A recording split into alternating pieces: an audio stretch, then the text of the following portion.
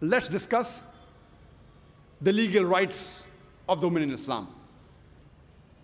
Legally, men and women are equal. If for the crime they commit, they get the same punishment. For example, if a man kills a woman, the man is put to death. If a woman kills a man, she is put to death, according to the law of Qisas, mentioned in Surah Baqarah, chapter number 2, verse number 170 and 179. And furthermore, if any organ of the body is damaged, irrespective whether it is the eye, the ear, the hand, irrespective whether it's of man or a woman, male or female, the punishment is the same.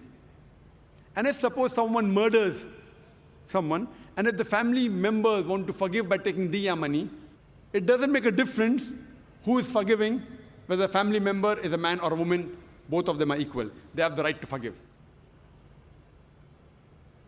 The punishment for the men and women in Islam for the same crime, it is the same. Allah says in the Quran in Surah Ma'idah, chapter number 5, verse number 38, as to the thief, be it a man or a woman, chop off his or her hand as a punishment from Allah subhanahu wa ta'ala. When someone robs, irrespective whether it's a male or a female, the punishment is the same, it is the chopping of the hand. Quran says in Surah Nur, chapter number 24, verse number 2, as for the fornicator, whether it's a female or a male, whether it's a woman or a man, give each 100 lashes as punishment.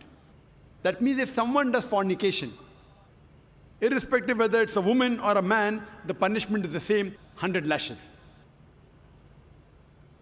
In Islam, legally men and women are same.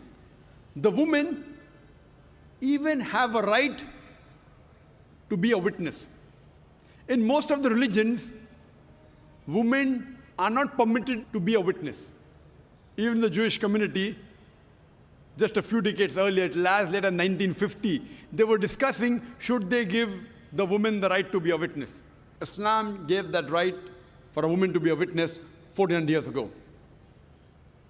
And Quran protects the woman.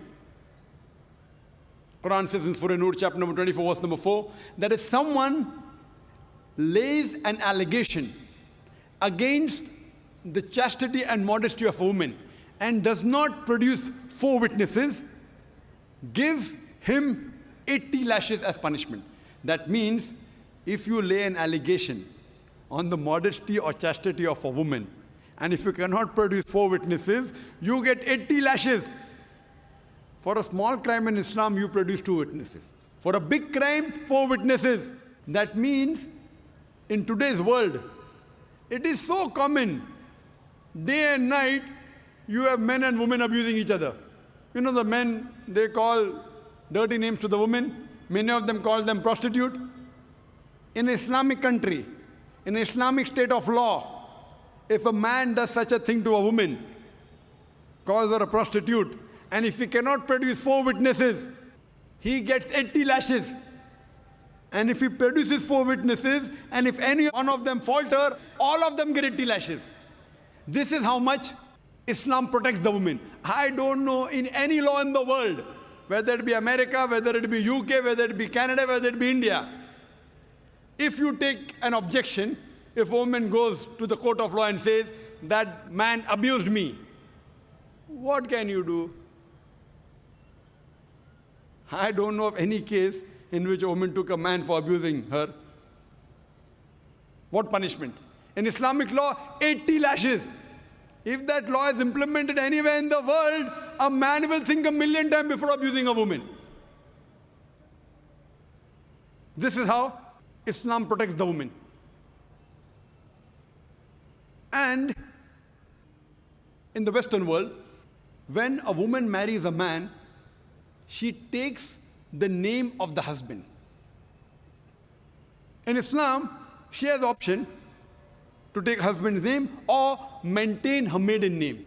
And in many of the Islamic countries, the woman, even after marrying a man, she maintains a maiden name.